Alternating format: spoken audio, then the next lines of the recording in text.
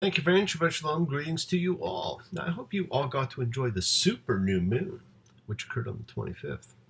Very special day, and super moons are the ones that make the closest pass to the Earth. Now, we like super full moons better because we get to see the full moon, but not the new moon. But as this super new moon falls in Gemini, it'll be guiding us to focus on our thoughts and how we've been communicating to ourselves, to others, and to the world. Gemini is about thoughts and communication. Now, Gemini energy is very thought driven, and often there are times when we all experience our thoughts running away from us. This moon is clearing out oppressive thought from the last year, so let it clear out. Now, new moons and full moons always represent the start and end of cycles, but often their impact may linger for months or even for years. Now, this is especially true when we have a supermoon or an eclipse. And this year we have two in a row, as the new moon of June will also be a super new moon. So be prepared to think and to feel with great intensity over the next couple of months, probably, maybe longer. Now, the moons have always been very special in Judaism, not only because it follows a lunar calendar. Remember, one of the first commands from God was to honor the new moon. And so it was one of the special times of the year when the shofar would be blown. So have a great new moon and a great new month, everyone. Now, I've been away, as you all know, and it's great to be back. I love traveling, but I love being home, especially these days, as the world needs to come together to heal. So let's all take this opportunity to call for healing for the people of Manchester. Healing for the decent people of the world who know better than to wreak destruction on children. Healing and renewal to and for the world. And while the new moon means a new month, that does not mean we still cannot draw on the month of healing that just enveloped the planet. So let's share healing and goodwill and love with all the people in our lives. For a dear friend of mine, too shy to have their name mentioned, let us send out healing energy to all who need it. And think of those you know. For them, for everyone, for love, for renewal. The kindness, the healing, the good wishes, the goodwill and love that you send out circles the world. I'm telling you, it finds those in need. So thank you, each and every one of you. Mi sheberech avotenu makor habracha Limotenu. May the source of strength bless the ones before us. Help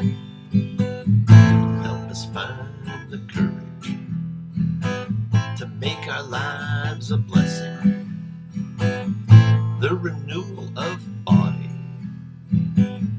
the renewal of spirit. And let us say, Amen. Mishaberach, let us all, everywhere the world over, have our spirits renewed. And do not forget, my friends, next week, the Gathering Festival of Shavuot takes place. Now, the holiday called for, that is 7 Sabbaths after the Festival of Unleavened Bread. This year it's from May 30th to June the 1st, so it's coming up next week. Biblically, it was the Feast of Weeks, Shavuot, 7 week, and was 7 weeks after Passover. It was the Feast of the First Fruits, and it also commemorates God giving the Torah to the people.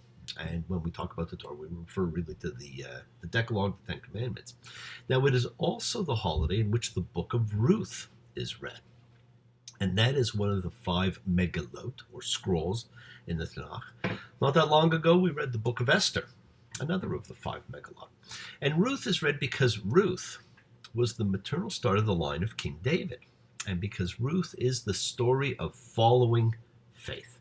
Now, it's considered connected to the idea of God giving the Torah to the people because the Torah was predicated upon the entire population adhering to the covenant, of holding to faith.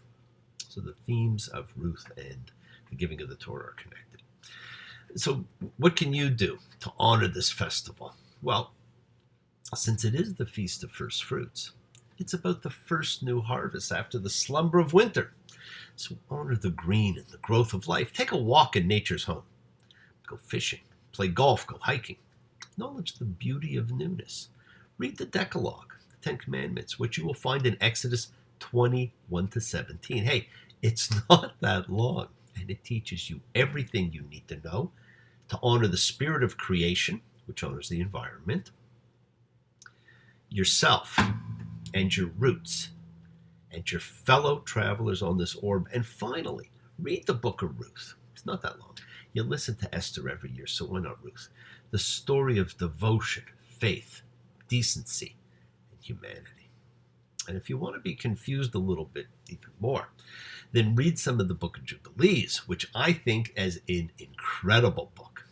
It's one of the Apocrypha. Now, that is a Bible book not included in the Bible for particular reasons, and there are many of them.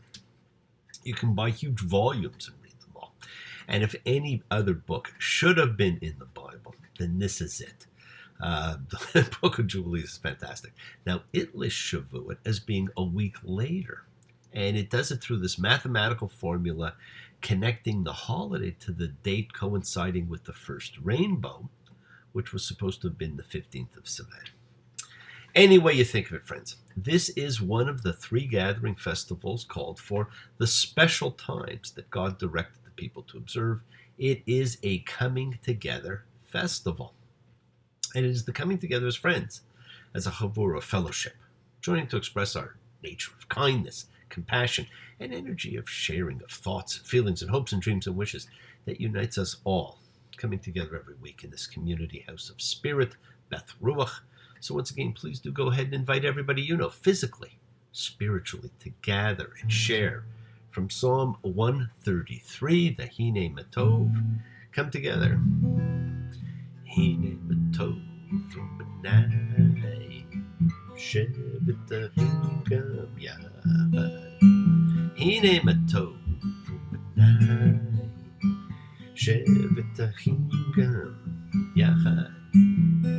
How good and how pleasant it is for brothers and sisters together. Community, community, community, together. So as a community, let us all spread love, goodwill, fellowship to the entire world. Now this week, Vayadeber Adonai al Moshe bamidbar, Sinai ba'ochel. And God spoke to Moses in the wilderness of Sinai. In the wilderness. Such a better title than Numbers. Remember, the Hebrew name comes from early partial words, whereas the English comes from the Greek, which went along theme lines. Right? Now, in this case, even the theme is really the wilderness journey. Numbers refers to the two censuses, one at the beginning and one at the end. And the one at the beginning, as you will see, was a complete waste of time. Now, the wilderness, my friends, is what we all face on our personal journey to freedom. To overcome fear, to find forgiveness and love, to discover our promised lands. In many ways, this, to me, is the most important book in the Bible. Now, the wilderness depiction conveys two quite different qualities. On the one hand, the wilderness years constitute a kind of ideal. The people's life is orderly, protected close to God. It's a period of incubation, of nurturing. All is provided for them. Food, water, direction. The miraculous is the norm. Now, at the same time, the wilderness is depicted as terrible. Conditions are bad. The environment is hostile. There is rebellion from within and fighting with peoples whom they encounter on the way. There are power struggles and fear. Wow, sounds like normal, doesn't it? And this is pictured as having been almost entirely avoidable, a fate that has come upon the people for having rejected the opportunity to enter the promised land. It is an amazing metaphor for life. Now, the book of Numbers is the story of a journey, and the story is like no other, and the generation involved is like no other. Unlike Leviticus, which took place in a complete state of stasis with no motion whatsoever, Numbers is entirely about movement. There is no standing still in numbers. It's not a straight road, but it is a long and winding road. It is a perfect metaphor for life. The long and winding road that leads to your door will never disappear. I've seen that road before. It always leads me here. Leads me to your door. It is a long and winding road that people are still on. The journey has been a metaphor for man since man began to write, beginning with the oldest known story, the Epic of Gilgamesh. Then, of course, the classic poem by Homer, the Odyssey. And our own immortal Wizard of Oz, which reminded us that no matter where we go, we take our issues with us because there is no place like home. And like Dorothy, we all continue to look for the ideal beyond where we are. Now, Gilgamesh searched for the key to immortality. Biblical man was searching for the promised land. Many still are. Odysseus was searching for his home. And Dorothy wanted something over the rainbow. Somewhere over the rainbow, way up high,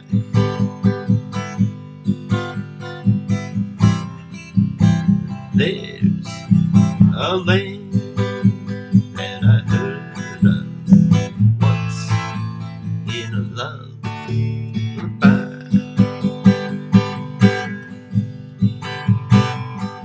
Somewhere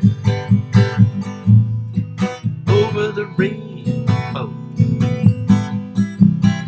skies are blue,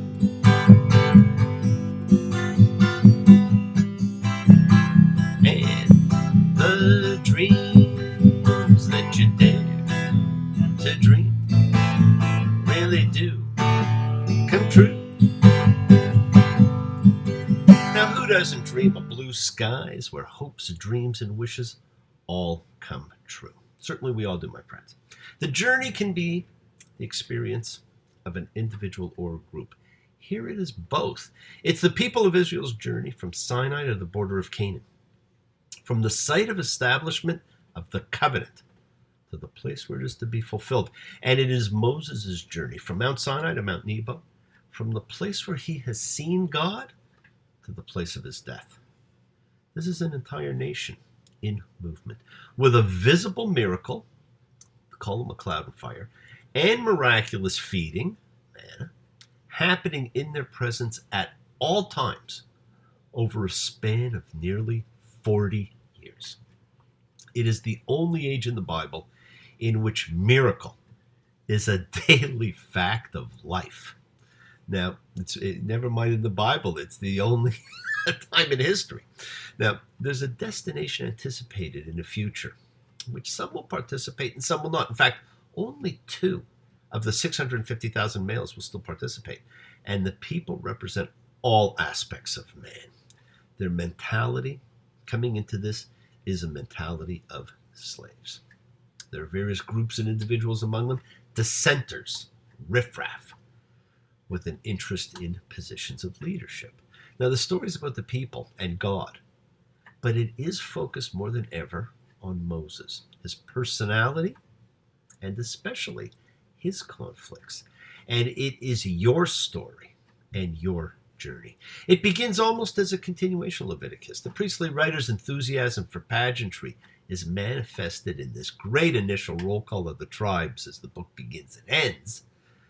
But in between is a return to storytelling wrapped in with laws. Now, in between the great counts, we're given laws intended to protect cultic purity with considerable attention devoted to the trial by ordeal of the wife suspected of adultery. It is the only such trial in the Bible.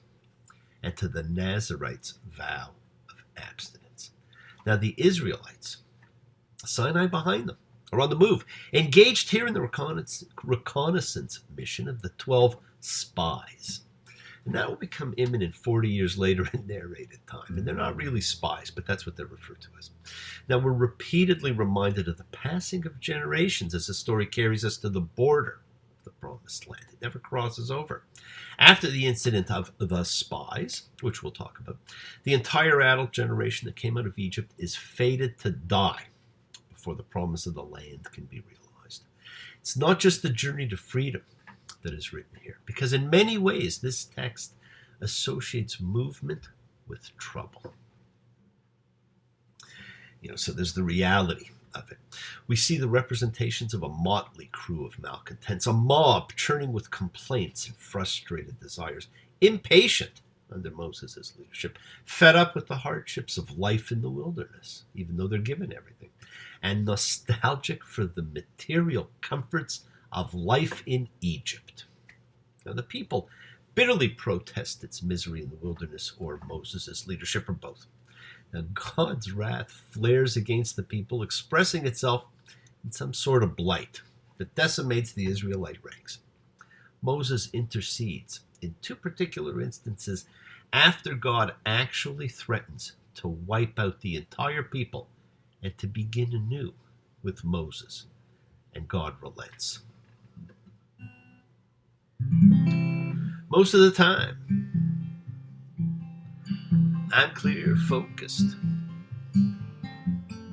all around. Most of the time, I can keep both feet on the ground. I can follow the path, I can read the sign, stay right with it when the road unwinds. I can handle whatever, stumble upon, don't even notice when I'm gone. Most of the time.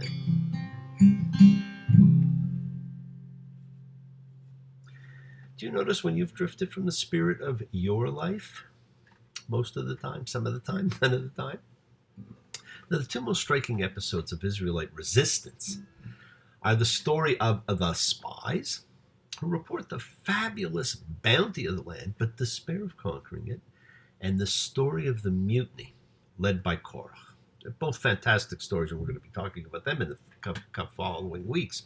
Now, the generation that cannot free itself from the slave mentality that it brought with it from Egypt also constitutes the beginning of a people meant to realize a grand historical destiny, and you are the fruit of that destiny. Now, there's also the amazing inclusion of ancient poetry here, some of the oldest poetry that we've actually found, and it's in the form of Balaam's oracles, a series of prophecies about Israel's future that's pronounced unlike any other biblical poetry and by a non-Israelite soothsayer. It really is a fantastic section, and the brilliant centerpiece among these citations of archaic poetry is contained in the story of Balaam and his she-ass. There's no other instances of talking animals in the historical narratives of the Bible. The only other candidate, the serpent, back in the garden story, belongs to the primeval, and therefore the more mythological phase of biblical literature. This is much more of the historical narrative, so it's really quite fascinating and stands alone among all the writings, and it confused our sages more than almost any other part. Now, especially because, according to prevalent preconception, there is no humor in the Bible. It really throws people. It should be noted that this story is actually quite funny. Now, but it also has incredible meaning. Now, the rest of the Parsha is the first of the two great censuses. It's really like, a couple of rules thrown in, a couple of laws, but it's a fantastic setup of pomp and ceremony. But it's all to be in vain. You'll find out why. Yes, the world is sacred, says everything in it. Express your gratitude, light a candle, make a wish. Celebrate your life and the lives of those you love. Share your feelings with them. Live free, be free, honor your freedom. Be well, be happy, be blessed, my friends. Share and honor the light in all who live in the light and continue to shine. Continue to send everybody you know goodwill and love. Pray for peace and freedom for everyone, and end to terror and hatred. Remember, friends, we are a community. We learn together, we celebrate each other, we love each other. We share this ride together, men and women equally. Let us send out love, not fear. Send out peace, harmony, good healing to all who need it. And please do learn to forgive, learn to love. Open your hearts. Honor the relationships of your life. Tell those you love that you love them. Take advantage of the time you have. Enjoy your journey. We take the twists and turns and the patterns we weave through the fabric of our lives in our effort to grow, to learn, to be, to love. So please do love. Now bless you all. Have a fantastic week, a week of love and light, a week of peace. Enjoy the Gathering Festival coming up. Keep working on manifesting your year of freedom, your new life, with all of its new opportunities. Remember, we do set in motion all that happens in our lives. Our intention, our cause, our effect, everything is linked. As I've said, you always have time to forgive and to be forgiven. You have that knowledge of what is good and bad. So acknowledge what you have done wrong to yourself, to God, to any person you have wronged. Ask forgiveness. And do so with sincerity, accountability, vulnerability. Forgive those you've hurt as you learn to be a forgiving and compassionate individual. Do not stop your journey. Do not stop moving forward towards your promised land. Keep on dreaming, keep on being, keep sharing, keep shining, keep teaching, keep spreading joy and goodwill. Do not follow fear. Follow love. It's always there in front of you. Remember to have faith, an unwavering adherence to principle. Just as I have faith in the principle of love and in all of you. Now, act with purity of heart and mind. Despise none, defraud none, hate none, cherish all. Honor every child of God, every creature of the earth. Now may all peoples everywhere know peace in this year. And may you nurture kindness and love everywhere. Now work to be present in the body, expand your heart, quiet your mind. Because the deepest source of real power lies in consciousness and the ability to be present, to be mindful in all circumstances. Make the most out of the time of your life. Recognize your ability to be a contagion of holiness, to touch and transform the lives of everyone around you. You are forever blessed and have the ability to bring blessings and goodwill to everyone you meet. Someday I'll wish upon a star and wake up where the clouds are far behind me, where troubles melt like lemon drops away above the chimney tops. That's where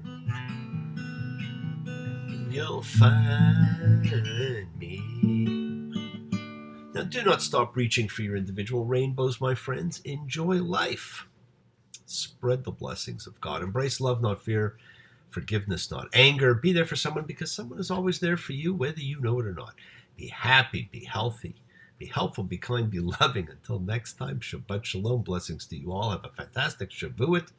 And Arve, you've got a birthday coming up. And I wish you a wonderful birthday in advance.